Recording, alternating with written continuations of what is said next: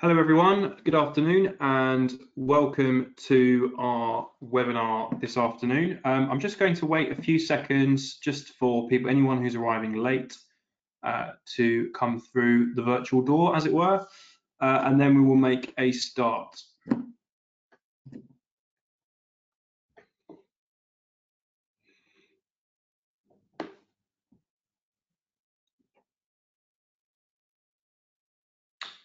Hello to everyone joining us this afternoon. As I just said, thanks very much for being here. We're going to make a start in a few seconds. So obviously you can see in front of you the panel this afternoon. So we've got, we're very happy to have Lewis Cocking, Councillor Stephen Robinson from Chelmsford, Councillor Bridget Smith from South Cambridgeshire. We also have Graham Cherry of Stonebond Properties and Sam Metson from Bidwells, as well as our very own Martin Curtis from Curtin&Co. Just before we get into the detail this afternoon and the questions that you have for this panel, I'm conscious that the software that you're using may be new to you. So I just wanted to spend a couple of minutes on that. So you will see that you can go into full screen mode. That will allow you to see the presentation. Some of the councillors have also prepared a presentation as well. So I will be sharing my screen and you will be able to see that presentation.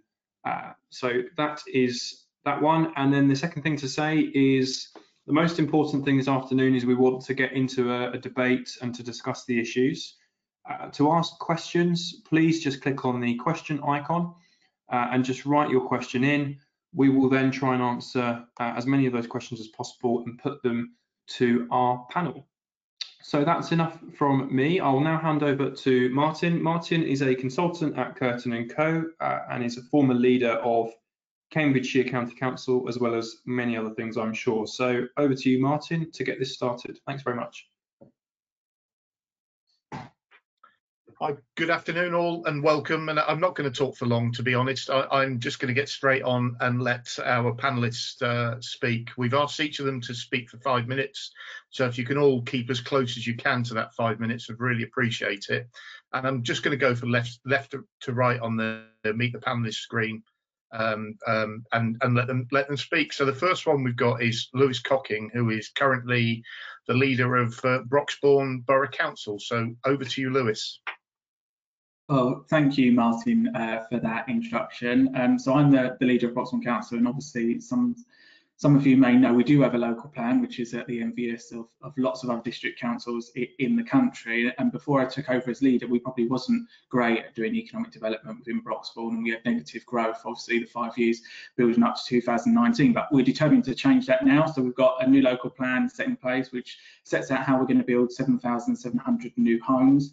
And within that local plan, we're actually creating a new town centre at Brookfield, which is one of the only new town centres being created around London, which itself will create that economic growth I was talking about just a second ago with up to 2,000 jobs. And we've got a development partner, us and the County Council have jointly procured Sovereign Centros to work with that. And then if we move to the south of the borough, we've unlocked loads of land in terms of, we've got about 90 acres that have been unlocked through that local plan process for economic development and job creation. And us ourselves, we have a stake in that. We own about 5.7 acres of that land where we're looking to build a new business centre, because as I said earlier, we were probably one of the worst places in Hertfordshire for economic growth, and we were at the envious of all of the other districts in terms of why are they doing economics so well and we're not here in Broxbourne. However, because of COVID, we're actually now best placed to do that. We don't have large office blocks that are going to be converted into private properties and what have you. We've got the land available that's been allocated in our local plan, so we can build forward COVID ready, and we're looking at things like new business startup centres. For example, I don't think companies are going to want head offices anymore. They're going to want places where they can rent easy access in, easy access out. So we're looking to do some of that in the south of the borough. Having said all that, look, we are open for business, but we're only open for business for things that meet our local plan criteria and for stuff that we want that's going to make Broxbourne a better place to live, work and play. I am a keen environmentalist as well. We've got to take people with us on that journey. I can't sell giving up a car in Broxbourne, but what I can sell is move to an electric vehicle, which will all help us on that journey to carbon neutral. And I won't comment on the planning reforms because I appreciate there'll be lots of questions on them, but just over a few comments from me on that. 106 negotiations, taking them away from councils is bad. We do very well in Broxbourne with our 106 negotiations, but all of the digitalisation reforms that they want to bring in, fantastic news for the planning industry, and hopefully that's given you a whistle-stop tour in terms of what I want to achieve in Broxbourne, and we want to create that economic growth and that economic development.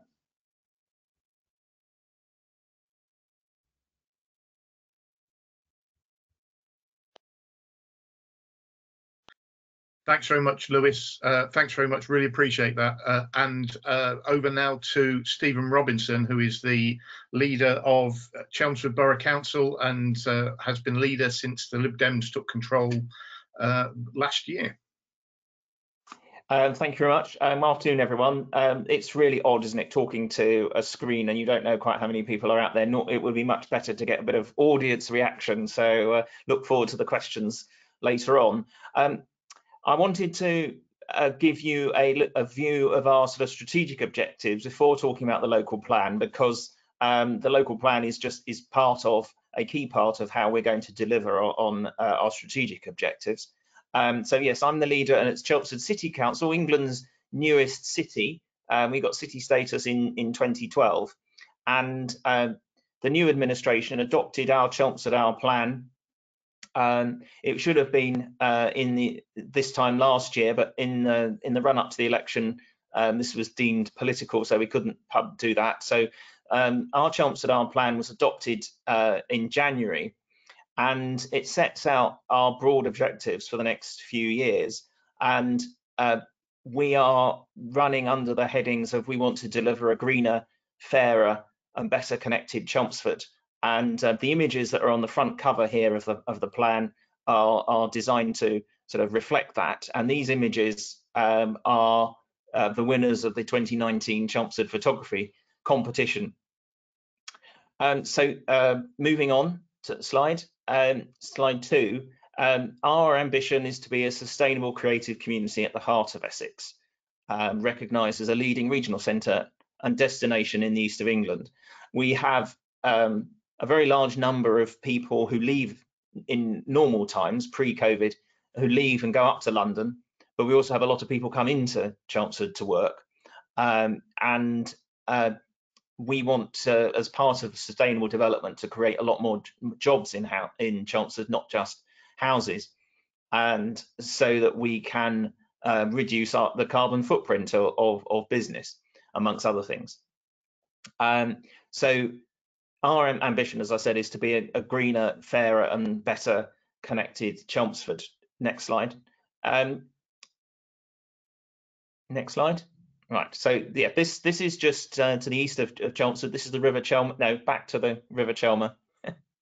The River Chelmer is just to the east of Chelmsford. That's the floodplain, and this is a really important context for Chelmsford, because although behind the photographer is the urban heart of Chelmsford, this is literally a couple of minutes walk or cycle ride out of the centre of Chelmsford. And that's really important to the context of the local plan, that we have an urban heart and surrounded by countryside. And a greener Chelmsford, of course, is about addressing the climate crisis. We declared a climate and ecology emergency in July 2019. We plan to make the council itself carbon neutral by 2030 at the latest, as part of making the district as a whole carbon neutral. We're doing lots of things with the key things. I won't run through it, but of course, lots of items on our action plan to make that a reality. So moving on. The next slide is a fairer Chelmsford is particularly about delivering more affordable housing. That's me, my deputy leader Marie Goldman, and my cabinet member for a fairer Chelmsford, Chris Davison. And that's a site where we're working with our main local social housing provider, CHP, to develop an existing house site into additional units on that site. And that's just one of many examples where we're working particularly with CHP, but other social landlords to deliver on affordable housing. We've got a number of different partnerships in process in order to do that. We have 250 homeless families. That's the best part of 1,000 people that we look after in temporary accommodation, and we are desperate to get them proper housing because, of course, having a roof over your head that is your own is crucial to enabling you to have a more fulfilling life. And so that's why housing matters. It's not some kind of arbitrary or theoretical concept. It's about providing a home. I can just give you one example. I'm sure you know, I mean, there are lots of examples. People who are in the private rented sector get particularly caught out. Happened to a couple in my ward. The wife hadn't been well for a while, and then the dad lost his job, and so they couldn't afford the rent. And because housing benefit doesn't cover rent properly in Chelmsford, they had to move to Suffolk. So they had 28 days in which to move, and that is not unusual. And that's why we desperately need to have more affordable housing so that we can deliver for our young people and our young families. And that's why genuinely sustainable communities and genuinely affordable housing is so important. So moving on to the next slide, a connected Chelmsford. This is the photographer is the guy in the picture, and that is fire. We thought this was a good image that sort of illustrates the sort of connections that are right across our communities. The guy in the photo set light to his coat whilst taking that picture. But for us, a connected Chelmsford is about an active third sector, arts and culture, and I mentioned about high skill, and new jobs. We've set up a tech ambassadors group and the skills festival for year 8s who are choosing hopefully more tech subjects, STEM subjects. So moving on to the next slide, to the local plan specifically. That is the sort of high level of our local plan, showing the green belt, which is one of our big constraints to the south and southwest. And you can see the little blue circles, which are the 11 major development sites in the district. You can see the solid red lines of the A12, which the Department for Transport is planning to widen, which is important, and the dotted red line, which will be the northeast bypass next to site 6, and the new station. You can see the annotation there, just north of the middle, which is ongoing discussions between us and Homes England, for which we secured a £212 million housing infrastructure bid just over a year ago. And that gives you the overview. One of the key parts of our local plan, which was adopted on the 26th of May on an online meeting, is master plans. The master plan process for us is really important. And if you are looking to develop in Chelmsford on any of the larger sites, you have to produce a master plan, which is an interim stage between local plan and planning application. And this is a really important part of the process for Chelmsford City Council. We expect the developers to engage with the communities around those sites and really look at what makes the definition of a sustainable community. The largest of the growth sites is the one to the northeast, between the new northeast bypass and the existing A130, and that's site 6. So moving on to the next slide, this shows you the Chelmsford Garden community to the northeast of Chelmsford. The housing that is to the east of that new road that goes through the middle will be delivered beyond 2036, which is when our current plan ends. So that's sort of really long term. And the rest of it, as you can see, is divided up into broad neighbourhoods. And the site immediately to the south, the yellow bit, is what's currently being built out as part of the previous local plan. And we're working with Homes England and the developer consortium to make this a zero carbon development, a genuinely sustainable community where car use is reduced, the necessity to use a car is reduced, because there will be the ability to walk or cycle to shops, to school, to leisure facilities, all of which will be delivered in that garden community. So that's 3,000 homes to the west of the new road and another 2,000 beyond. And the lake is currently a gravel extraction site and the old wartime Boreham airfield. And so this is our major development site. That's 3,000 homes of the roughly 10,000 that are on the major sites. Chelmsford is delivering under the local plan 1,000 homes a year for the next 18 years. Although, of course, given the current pandemic, builders aren't building quite as fast as we would like. And just finally, to end, this has been a quick rattle through, as they say, that on the next slide, there's some links to more information which can be circulated after the meeting. We've just completed a consultation on developer obligations and making places the standards that we expect developers to provide high quality and sustainable development. So I'll stop there. I'm sorry if I've gone out slightly over my 5 minutes.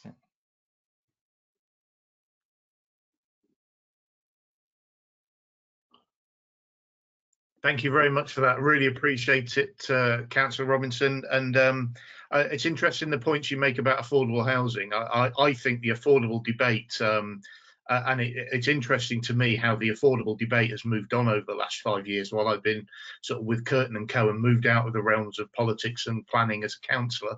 So your comments are interesting there. We're moving on.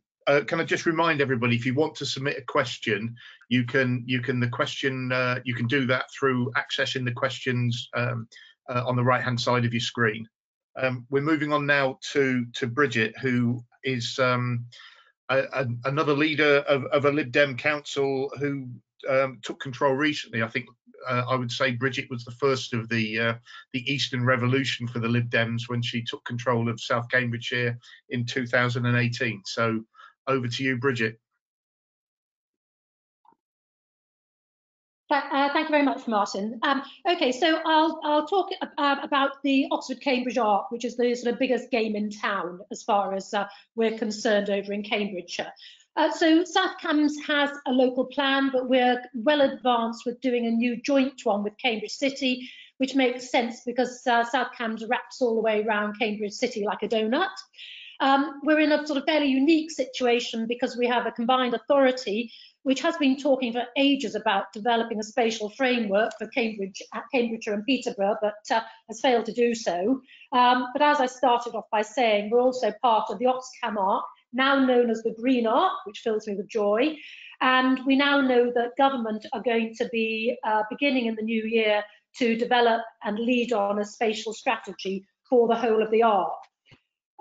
We saw in the budget the announcement of a number of potential new towns delivered through DevCos at the eastern end of the Arc, all of which are associated with the East-West Rail link. And as yet, we've got no detail about where or what or how big these are going to be.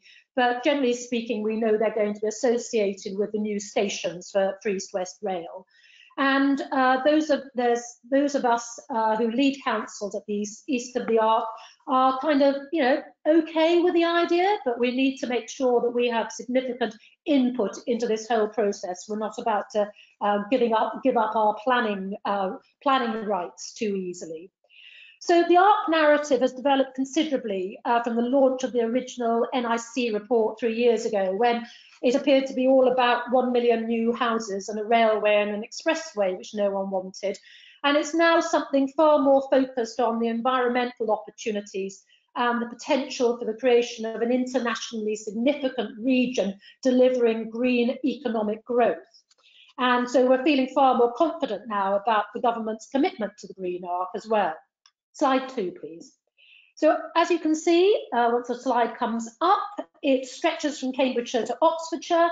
It consists of 4 LEPs and 10 universities who are leading on a huge amount of innovation and greening of the artwork, 3.8 million residents and currently 2 million jobs. Slide 3.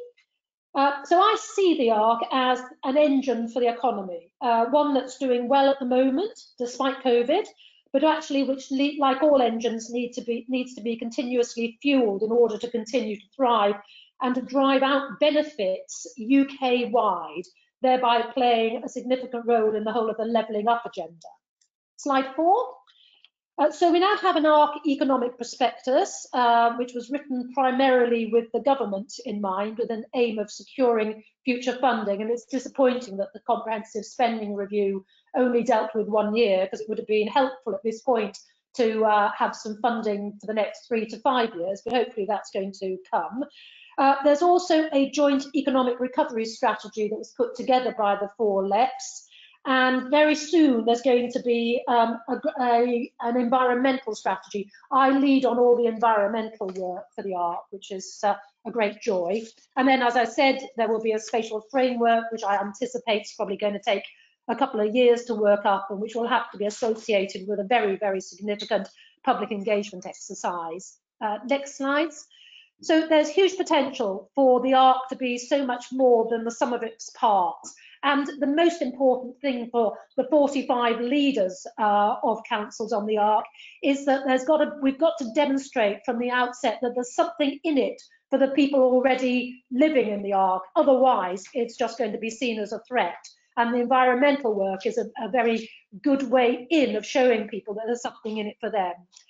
So the ARC can deliver what's best in strategic transport links, and by that I mean zero carbon, public transport, as well as much better sustainable transport links in terms of cycling and walking. I'm a long distance walker. I want to be able to walk in high quality green space from Cambridge to Oxford. I have cycled it, but it's a bit hairy.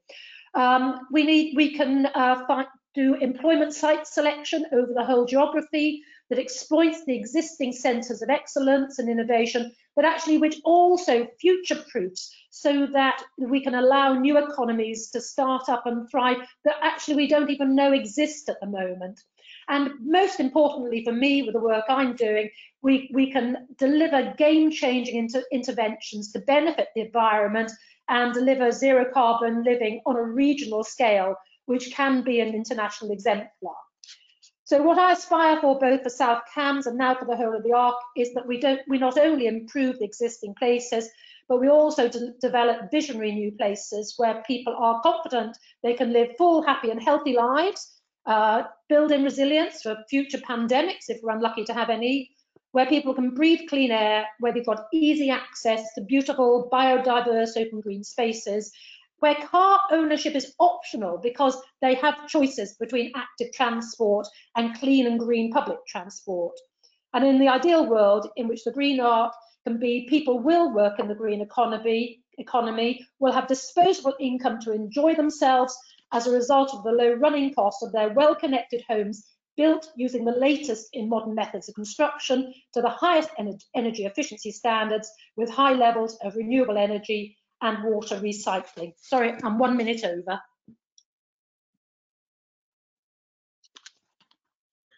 Thank you very much, Bridget. Really appreciate that. I'm fascinated by the ARC. I was working on it when I was leader as well, and I think it's one of the most important projects in the UK at the moment. We're going to move on to Graham Cherry, who is going to basically talk about his own background a little bit. So I won't introduce him any more than to say he's the co-chairman of Stonebond Properties. Great, thank you, and good afternoon, everybody. I should be as brief as possible so we can get the debate going. But as you say, I am co-chairman of Stonebond Properties, along with my brother Richard. The company is regarded at the moment as an SME, owned by ourselves and our senior management team. We are currently building just between 50 and 100 units per annum. And our strategy is really building quality homes on the sort of sites which are too big for the very small local developers and too small for the large PLC house builders. So typically between 20 and 100 homes. Our sweet spot's around 50 to 60 homes of quality. And in particular, we are extremely aware of our social, environmental and sustainable responsibilities and have adopted 22 of the national TOMs, that's themed outcomes and measures, so we can actually measure what we are doing in meeting our responsibilities, which I think is quite a forward visionary approach from a developer of our size. We are growing rapidly. We hope to hit 1,000 homes within 4 to 5 years to enable us to float the company on one of the London stock markets. My brother Richard and I, prior to really growing Stonebond, was at Countryside, where we both spent 40 years working with the founder, our late father Alan Cherry, and building that company into what is today Britain's 6th biggest house builder, focusing on quality, sustainable projects around London and the South, but today all over the country. The company has built a fantastic reputation for the quality of its schemes, probably the finest projects, I think, greenfield sustainable communities in the country, with schemes such as Beauty and Great Knighton in Cambridgeshire. And we have won more in our time there, won more housing design awards than any other house builder. So I think that says something about our background. We focused on at Stonebond, two particular spheres. One is what you might call just standard house building projects, but we're also working in partnership with housing associations and local authorities in building schemes principally for affordable housing. So working in partnership with them, which is an area we specialise at Countryside and have probably built the biggest partnership business of any developer in Britain. So that's enough about me. I'm keen to get on with the debate. Just one final thing. I suspect you're going to ask me, or somebody might ask me, what's our biggest challenge? And I'm afraid to say it is planning, planning, and planning. Thank you.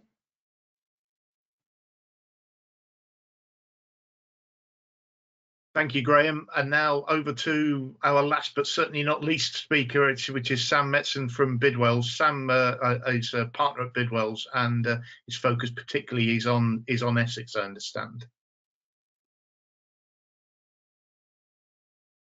I'll mute myself. Yes, thank you, Martin, and yeah, thank you for having me, and great to be in such great company on the panel. And thanks, Graham, for the segue. Yes, I am a planner, and I hope you're not part of the problem. But yes, I'm a planner. I'm a partner in the Bidwells planning team. I work alongside about 40 odd planners based out of 5 offices in the east and the southeast of England. I've worked in planning for about 15 years. I actually started my career briefly with a stint at Chelmsford City Council. I'm a Chelmsford-based man. I've grown up and continue to live in the village of Roxbourne, just outside of Chelmsford, on our family farm. And the majority of my work is focused on the Essex patch. So to help frame the discussion during the rest of the webinar, I thought it might be helpful just to give a bit of an overview of what's happening in Essex as far as growth requirements, how they're playing out across the county through the current standard methodology, how we're getting on at trying to capture those requirements through progress of the local plans, and what might be in store through some of the reforms. So I'll go through that as quickly as we can in my allotted 5 minutes. So if we could move on to the next slide and the next transition. Next slide. This shows the 14 local authorities in Essex. And just to help make sense of the very demanding growth requirements that are coming out of government at the moment, we've geographically represented how they're playing out across those authorities through the current standard methodology. So if we go on to the next slide, we'll see the highest growth requirements for each authority in Essex, with each of these authorities being required to deliver over 1,000 dwellings a year, which is obviously very demanding. That includes Colchester, Basildon, Thurrock and Southend. Moving on to the next slide. Slightly lower requirements, but still very significant. Between 700 and 1,000 dwellings a year are required across the majority of the county, actually, including Uttlesford, Braintree, Tendring, fairly rural authorities in the north of the county, Epping Forest and Chelmsford. And then the next slide. Not quite such high numbers, but still fairly significant across the majority of the rest of the county, including Harlow, Malden, Brentwood and Rochford. But that doesn't tell the whole story. Growth requirements in Essex are going up all the time. And to help illustrate that, we have our Bidwells planning swingometer, which hopefully will come in on the next slide transition. And if we move on again, click one more time, you'll see in each of these authorities, this illustrates the difference between the current standard methodology growth requirements and the requirements under the previous version of the NPPF from 2012. With the majority of authorities in the south of the county remaining broadly equivalent or going up slightly. But elsewhere in the county, if we go on to the next slide, each of these authorities have seen requirements go up by about 20%. And then finally, on to the next one, there have been extremely substantial increases which are having to be captured through local plans in Tendring, in the north-east of the county, in Harlow and Epping Forest, where substantial greenbelt release is proposed and causing significant challenges, and also in Brentwood. If we can move on to the next slide, just to illustrate that there's been a huge amount of work undertaken across the county trying to capture those growth requirements through local plans. 12 of the 14 authorities in the county are actively preparing new local plans or have them at examination, and we've represented that geographically on the next slide, which shows those that have an adopted plan in green, those that are at examination in amber, and those that are still working on their plans in red. And I'm sure Stephen will be pleased to see Chelmsford represented there in green, alongside Malden as the only two authorities with a fully up-to-date local plan. But to be fair, it's great that those two authorities have managed that, but there's still significant challenges across the rest of the county because nearly every other authority is still struggling to get a local plan in place since the NPPF was introduced in 2012. And that's really, I think it's fair to say, the significant challenges there, but it's a bit too slow for the planning system to respond to the significant growth challenges that we are faced with. And I think it's fair to say that there's a number of reasons for that. There's the political challenges with short political cycles, not allowing local plans to continue preparation where it comes to election time. There's strong technical challenges with the sheer scale of growth that is required, and actually accommodating that in some of the more rural parts of our county is very challenging. We've seen some very ambitious proposals from some authorities with a number of garden communities proposed across the north of the county, and they have come a cropper at local plan examinations after years of work through the very stringent deliverability tests in the test of soundness in the current NPPF. And I think it's fair to say that's something the government does need to look at as it looks to reform the planning system at the national level to make it slightly easier to allow these garden communities to come forward. And we also have a real challenge with greenbelt in Essex. If you could move on to the next slide, please. You'll see that greenbelt affects most of the southern part of the county. And I think it's fair to say that that's had a reasonable bearing on the progress of local plans in that area, where there's less ramifications for authorities that don't take forward local plans through the application of 5-year housing land supply applications. And just to finish up, looking forward, finally, the next slide just shows what could happen if the changes to the standard methodology proposed as part of the government's changes to the planning system consultation earlier in the autumn were to come forward as originally proposed, with, again, very substantial increases once again in the amount of housing that needs to come forward across the county, particularly notably in Chelmsford, with 65% on top of the existing standard methodology target, but also in Uttlesford, again, a very rural authority with a 76% increase, and Malden, another rural authority where the requirements would double. And I think we have to question whether that is deliverable. And I think it's clear to see, I think, from this slide, the reasons why there's been such concern raised in the Conservative shires in particular about the implications of the new standard methodology and why it is subject to review within government at the moment, and we're awaiting further news from that anytime now. So hopefully, I'm conscious everyone's very keen to get on with the debate, but hopefully that just provides a little bit of context from the Essex patch as to what is happening in strategic planning at the moment.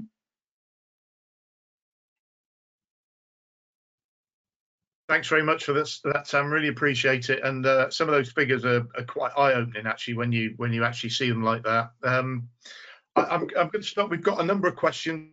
Please continue to submit them, though. I'm going to combine two questions into one to open up, and I'm going to ask Graham to answer it first because he mentioned planning specifically at the end. So the two questions are. What does he think makes a good local plan, but also what can councils do to help accelerate the planning process to deliver new homes? Yeah, thank you. Well, needless to say, a good local plan is one that has been through the examination process and adopted. I would say that must be the first thing for us, so we've got something to work with. But as far as the authorities, what could they be done? I mean, firstly, I think everybody realises that the local authorities are particularly under-resourced and need they need more resources. I mean, their planning officers are spread very thin, and the caseloads are particularly high. We need to speed up the consultee process whenever we can. Those parties that have to be consulted with outside of the boroughs and districts are taking far too long. And I mean county councils by this, the lead flood authorities, highway authorities and environmental agency, of course, are causing significant delays in the planning process.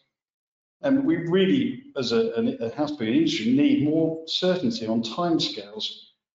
We need applications to be determined within 13 weeks, if at all possible. Most of the bigger ones are taking at least 6 months to get through.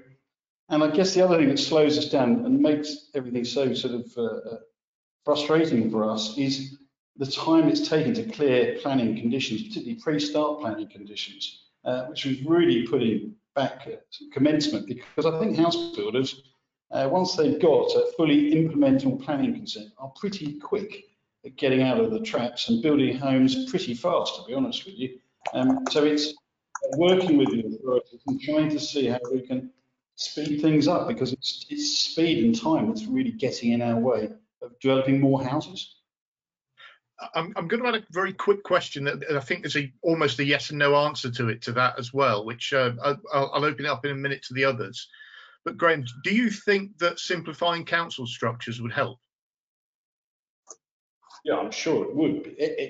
Because I guess the system's become so politicised over the last 10, 20 years or so. We do a tremendous amount of work with the officers prior to the submission of the application, assuming, of course, it's been approved in the local plan. And then, of course, that can be completely overturned when the members get stuck in. And I think, having had the big debate about zoning and getting the adopted plan through, there should be more reliance, I think, on the officers to go through and approve the scheme and allowing us to get on with the project. I mean, we appreciate and fully endorse the desire to have quality developments and high standards, but it's all about speed. I'm sure the simpler councils can make their structure, relying with less interference from the politicians once the principle of development has been approved, and ensuring that the officers deal with developers and making sure the standards set in the plans will make an enormous difference, if that was ever possible. Thanks very much. Appreciate that. Does anybody else want to come in on that? Bridget? Thank you. May I please? Thank Yep. you. So on the simplification of councils, I couldn't disagree more. Moving to unitary councils will not create more planners. and it will not speed up the government's turgid inspection regime. So the local plan which I inherited and had to adopt pretty quickly after taking over control of the council had been an inspection for longer than any local plan in living memory. So I think nearly five years, and that was down to the blockage at the government. So, simplifying it will not make a difference. And, saying that, when members get stuck in, everything starts going wrong. What we can't do is create a democratic deficit in this. Local plans have to be the plans that the people living in an area want and need, and which they've been fully consulted on. So there's serious risks here. The government needs to put its house in order before laying all the blame at council's door to sort out the problems with the planning system. I was going to, I'd agree with much of what Bridget has just said, but and I would go back to what I said in my presentation about master plans, that once the principle, so kind of a bit of agreement with Graham, once the principle of development has been accepted, then it's about delivery. But for me, the master plan process is still an opportunity for the local community to get involved in shaping how development happens. Now, on the edge of my own ward, there's a proposal for 800 homes that lots of people campaigned against. But my pitch for the last 6 months has been, well, it's been agreed in the local plan. Now you need to get involved in a discussion about how this development happens, not whether it happens, because whether it happens has been approved, and we need to move on from that. So there is an opportunity for developers who want to engage in the process and do that properly to build in public consent and debate about where the community centre should go, or where the park should go, and the shape and that kind of thing. And that is all about building a new community. We are going to probably start, we've been talking about going into some of our secondary schools to talk about the local plan, because the houses that are in the local plan will be bought by those children who are in our high schools at the moment. And so I would put a question back to all of you, to Graham, but everybody else. So presumably you'd be in favour of us being able to raise planning fees so that we could employ more planning officers and get your development through more quickly. But as Bridget says, the biggest blockage in the system is PINs, not us. Yeah, sorry. No, I agree both with you, Stephen, and Bridget, about your comments. I mean, I'm not trying to railroad through local community engagement or consultation. That's a very important part of our approach. But anything with the system, working together with the councils and the community, is really what it's all about. I think developers for years have been saying they'd be quite happy to pay more fees if it genuinely and honestly speeds up the planning process. We've been doing that between us all for some while, but I'm not sure that the development industry would say that it's necessarily seen a speed up in the way applications are processed. Yeah, we do enter into, of course, PPAs regularly from time to time, but I honestly think if you speak to anybody in our industry, big or small, they'd all say the same as me, that planning has slowed up immeasurably in the last 2 years. And it's something we all need to unblock if we want to build more houses quickly. Not at any standard. They've got to be well thought out to a decent standard, and with full engagement with the local community. But we've got to drive performance forward. Yeah, we have. I mean, if it wasn't, I didn't actually say it, but if it wasn't clear from my presentation, Chelmsford is a pro-growth authority. It's just got to be done in the most sustainable manner. And we didn't have so many objections during the local plan consultation on the numbers in the last 2 years or 3 years as we did 12 years in the previous plan. 12 years ago, there were lots and lots of objections to the numbers. And I think the public understand that we've got to build more houses now. I mean, there are going to be debates about where exactly, but for me anyway, the debate seems to be much more about delivery now. And your former colleagues at Countryside remain one of the big people that we talk to about how we actually can crack on. And your point about all the multifarious agencies that have to be consulted, I think, is a very very pertinent one.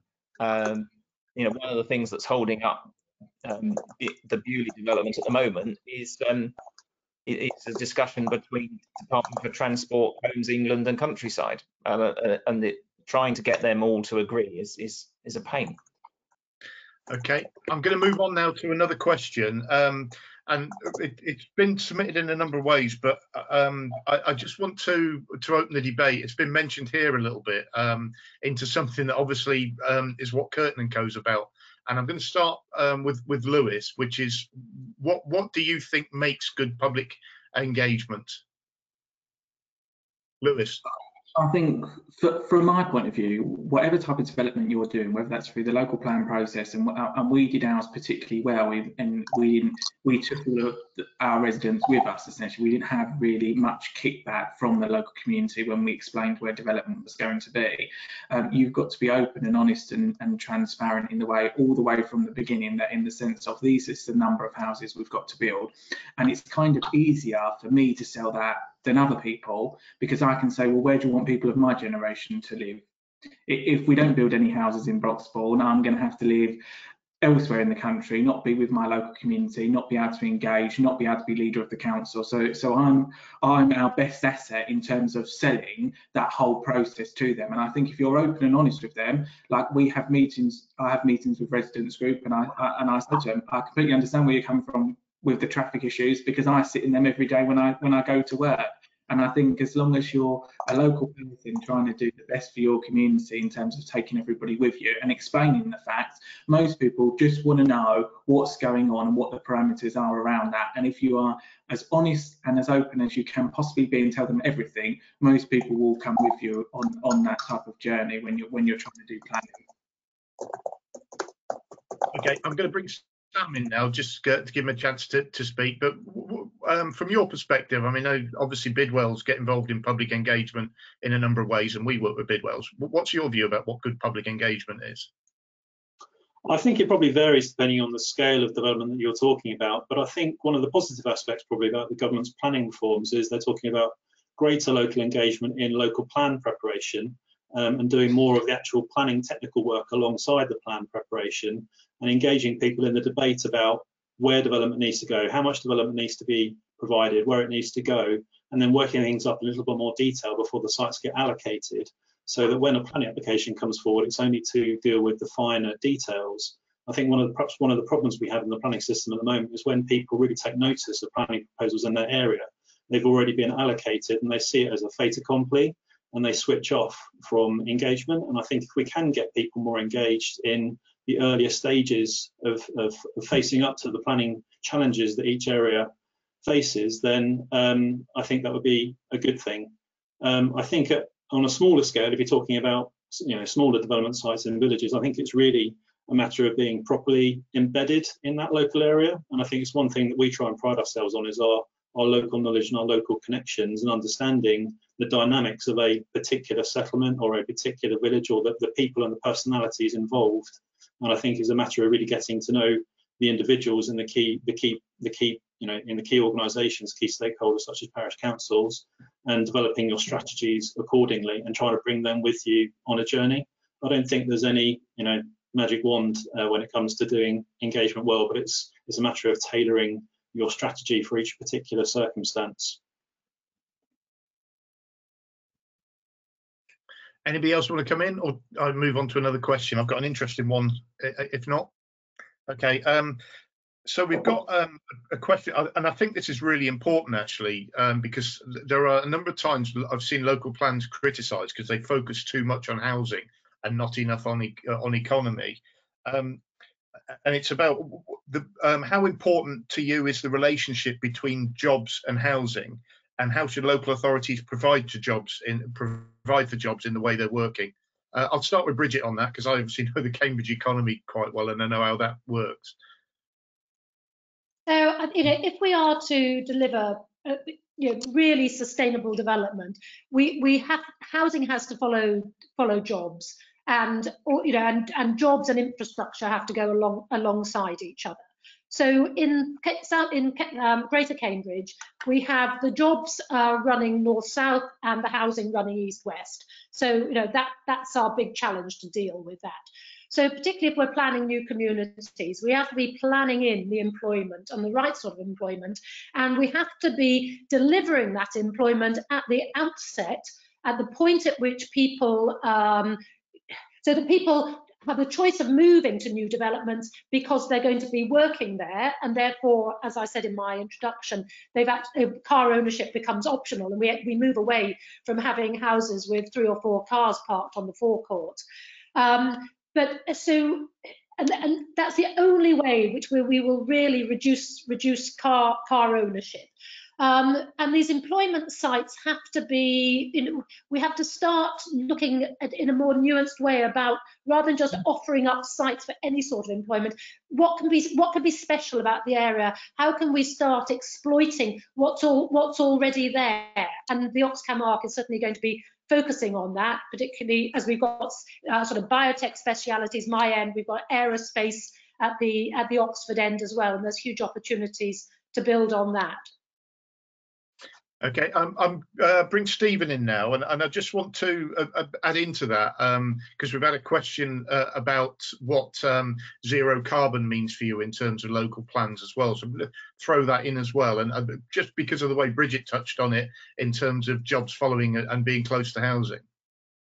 Yeah, well, I mean, when my son was born, I was commuted to London like 16,000 other people, you know, many of you have been in that same situation, and you don't see your children, they're asleep when you go to work, and they're asleep when you come home. And for me, a key part of a sustainable community is being able to work near where you live. And this has been shown, obviously, particularly in the last 9 months.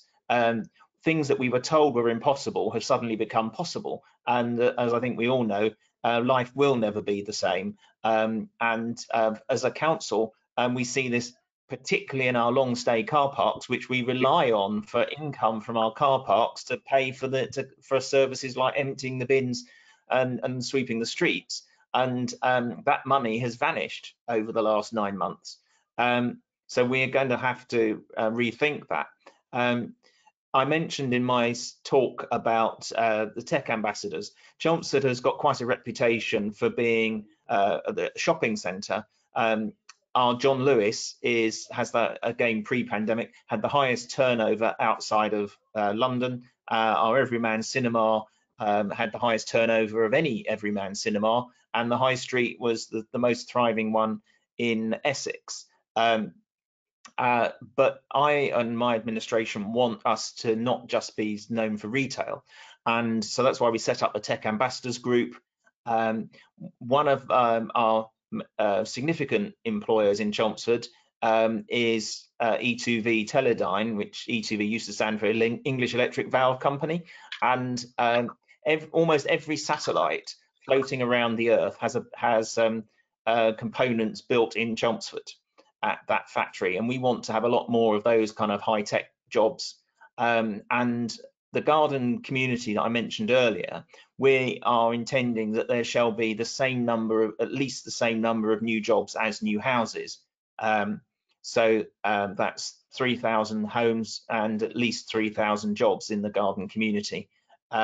So that's what we're aiming to do, is deliver as many jobs, deliver jobs at the same time and a similar number to housing. What does zero carbon mean for the council itself? We now have 100% green electricity. We spend £630,000 on electricity a year, so that's quite important. We're getting rid of single-use plastic.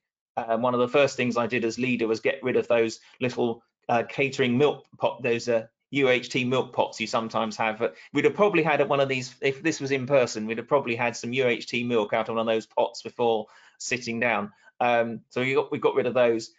We are setting up, it's taking a while, but we are setting up a checklist so that we've got a benchmark against which to measure ourselves, so that we can say this is what we were doing in 2020, and now by 2030 we are zero carbon.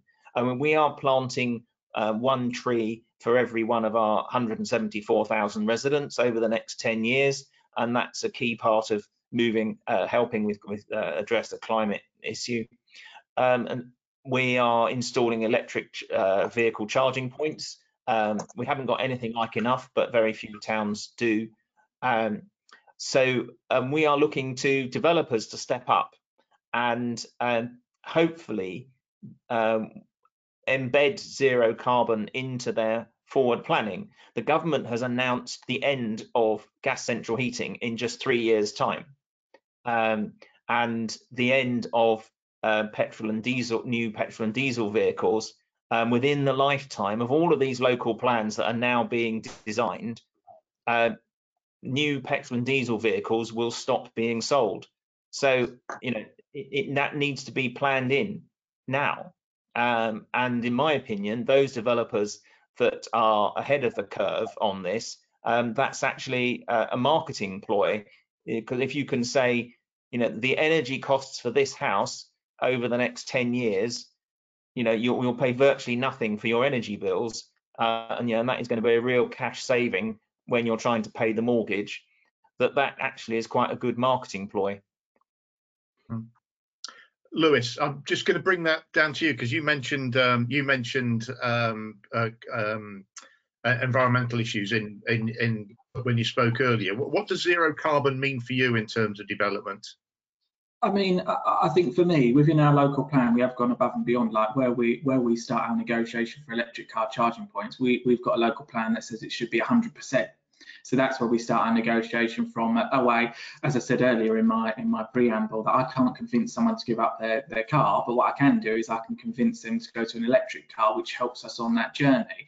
But in terms of through the local plan process, in terms of new development, I actually think new development is probably at quite a high standard in this country in terms of being zero carbon and reducing carbon emissions. We have to focus on our existing buildings that are already there, because that's where the cost is significantly high to retrofit those buildings to make them as close to zero carbon as possible. We've done loads of easy measures, and I'm talking about loft insulation, cavity wall insulation as a country.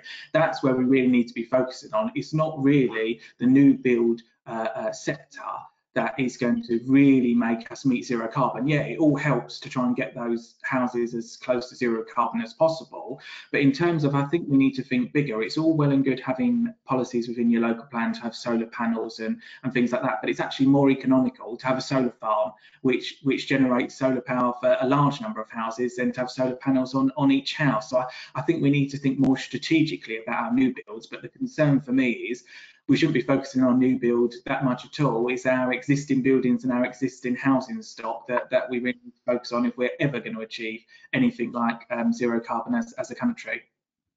Agree with that.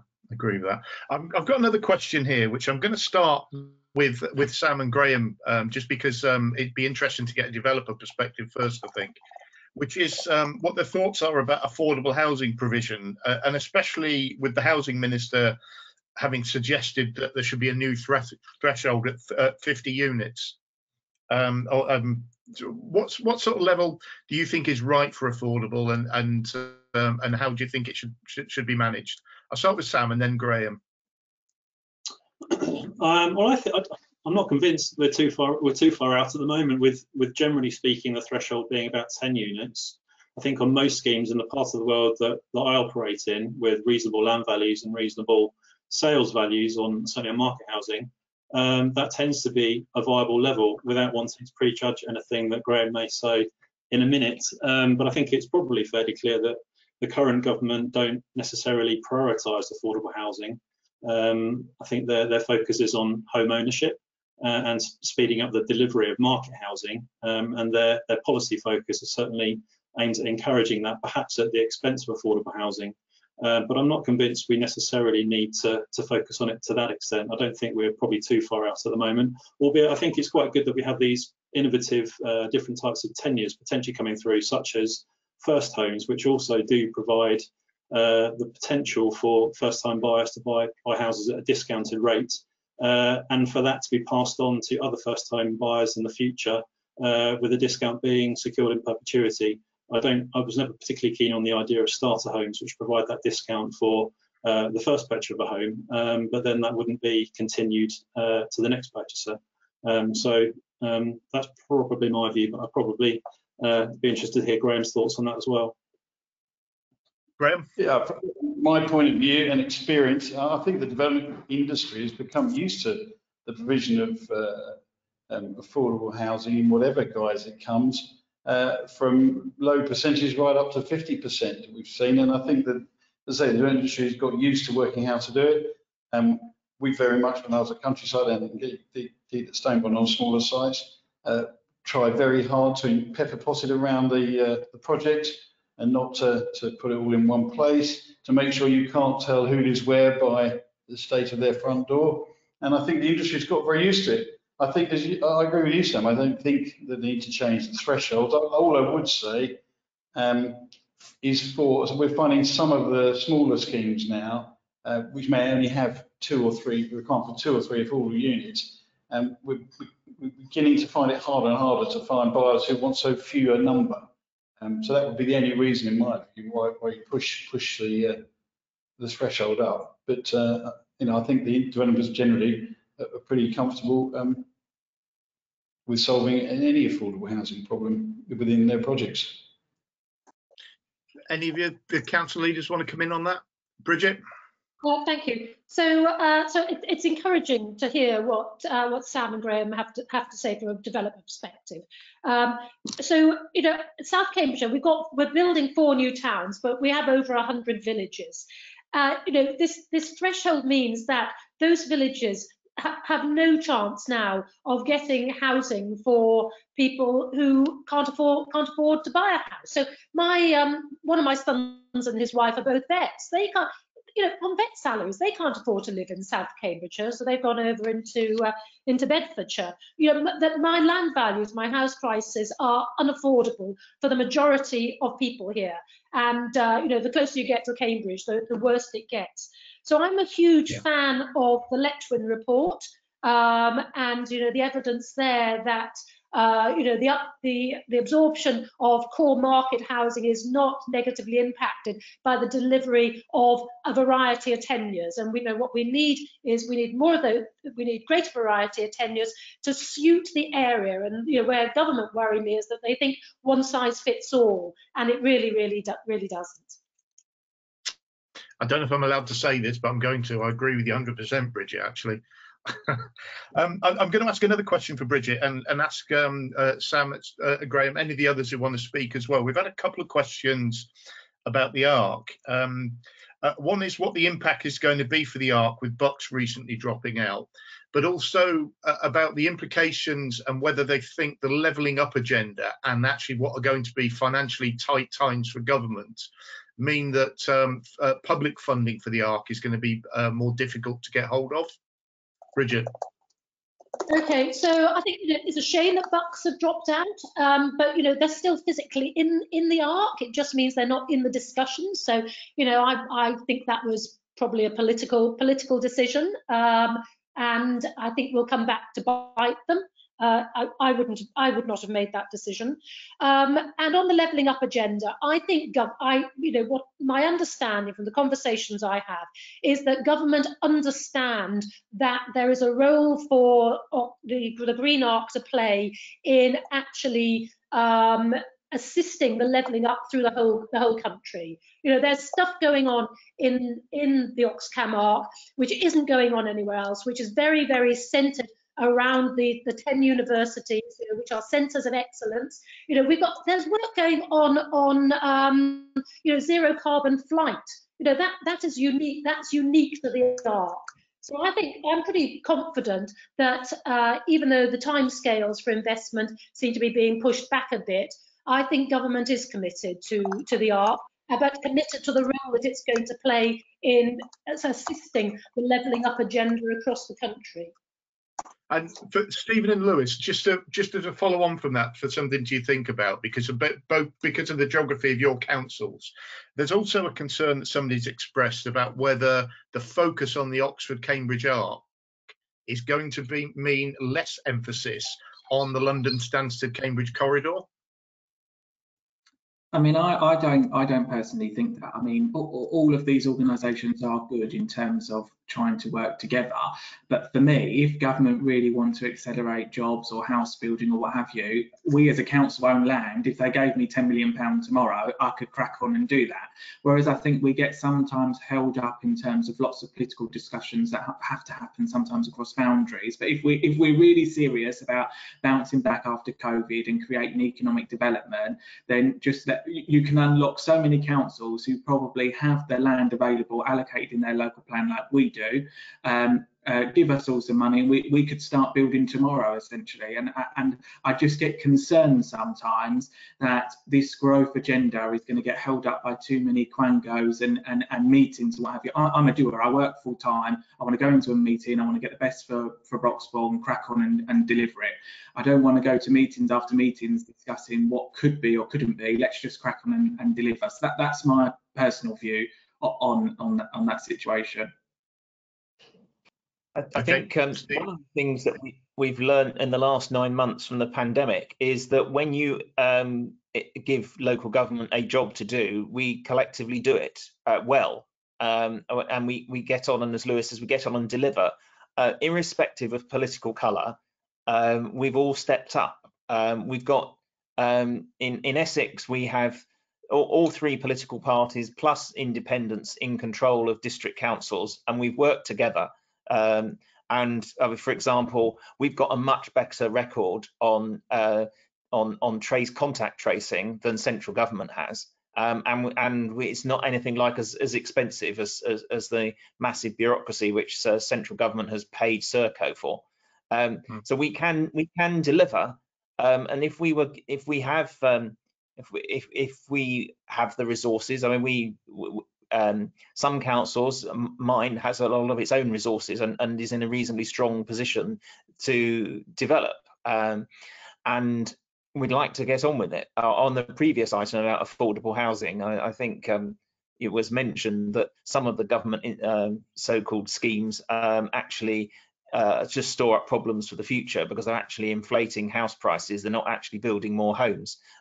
What we need to concentrate is building more homes that people can actually afford. And obviously, at the moment, if the market isn't delivering as much housing, then government, locally in particular, can step in and fill that gap. And that's what we'd like to do, so that we can keep building the homes that our residents need. Okay, I'm going to. I'm conscious we've only got a few more minutes left. So well, I think we probably should have finished. So I'm going to make this the last question, just being respectful of our panelists' time. I'm going to start with Sam, but the question is, what wasn't included in the white paper that should have been? And following on from that, and I suspect there's going to be a quite clear split with this. Is it time for government to implement a fundamental greenbelt review?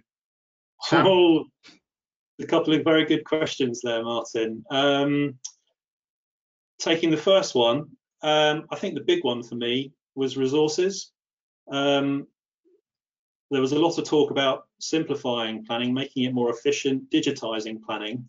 But to me, planning is a complicated business. The issues that we deal with are very difficult to address, and they do rely on human creativity and human discretion and human negotiation at the end of the day to make good quality outcomes happen. And in my opinion, the one thing that the government could do to improve the planning system and overcome many of the problems we've been discussing this afternoon, and deliver more prompt, higher quality outcomes, would be to put in greater resources to the planning system to enable more planners to be employed in it, and for local authorities to have a better skill base and more capacity ultimately to take forward local plans and bring forward development sites efficiently and to deliver high quality development. And that has been almost completely absent, I think, from nearly everything that we've heard from government in the last few months. There was discussion in the white paper about the potential for more resources to be identified in the spending review. When the spending review came out a couple of weeks ago, £12 million was announced. I think if you divide that between the 360 local planning authorities in England, it works out about £40,000 per authority. And really, that's not going to make any difference at all. So the biggest thing that I think the government could do to improve the planning system would be in resources. And Greenbelt is always a very good question. It's obviously a massive political hot potato in everywhere that it does affect across the country.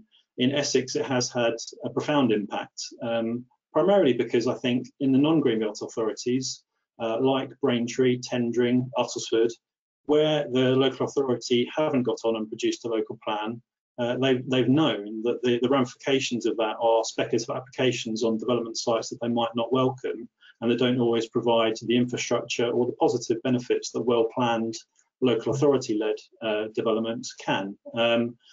In the Greenbelt, that's not been the case, and there's been very few implications for the authorities that haven't got on and taken forward local plan making, and the net result of that is everything stagnates and nothing really happens. So I would absolutely welcome a fundamental review of the Greenbelt, or indeed the introduction of a binding standard methodology for establishing housing targets, which takes account of constraints in each authority area.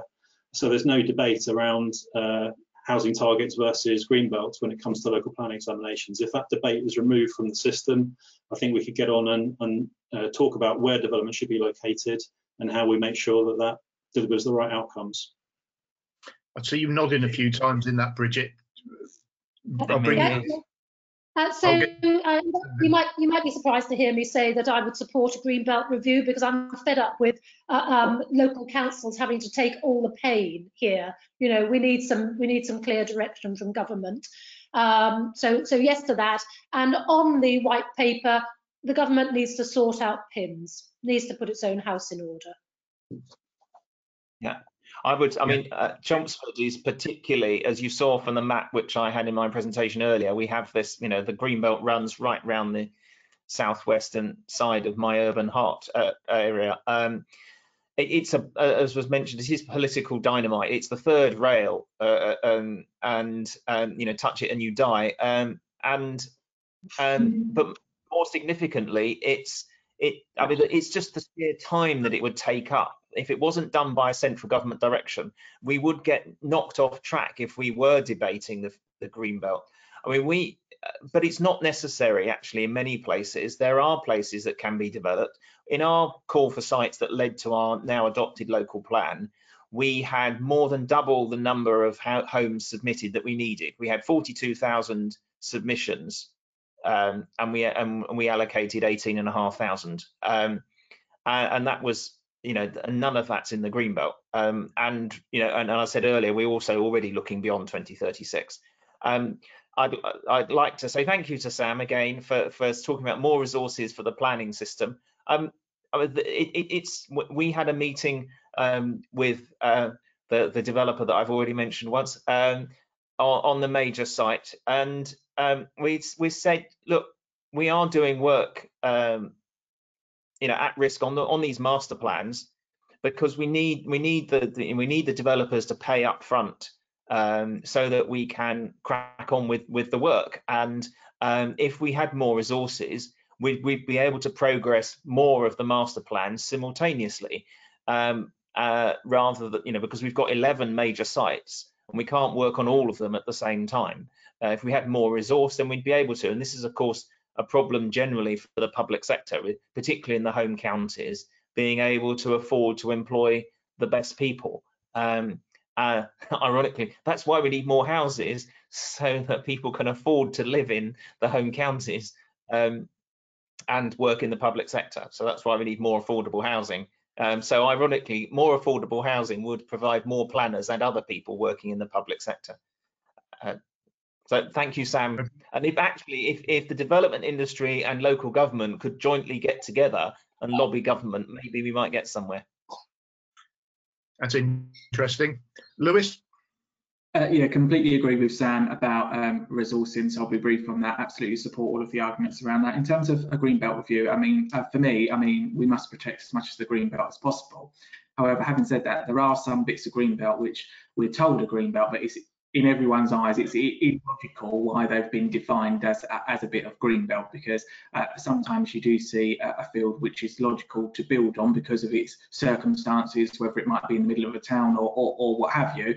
However, look, I caveat that in, we've got to protect as much greenbelt as possible, but I think Bridget's right in terms of local councils taking the flak about where the greenbelt is, and I think there needs to probably be a review of what we're going to protect, because as we move past this local plan period, us particularly in Broxbourne, well, we've built on all of our brownfield sites, so unless they change something, our next local plan will all be in the green belt, unless we get some kind of strategic spatial planning which creates new settlements across the whole region. So I'll just leave that as food for thought for everybody.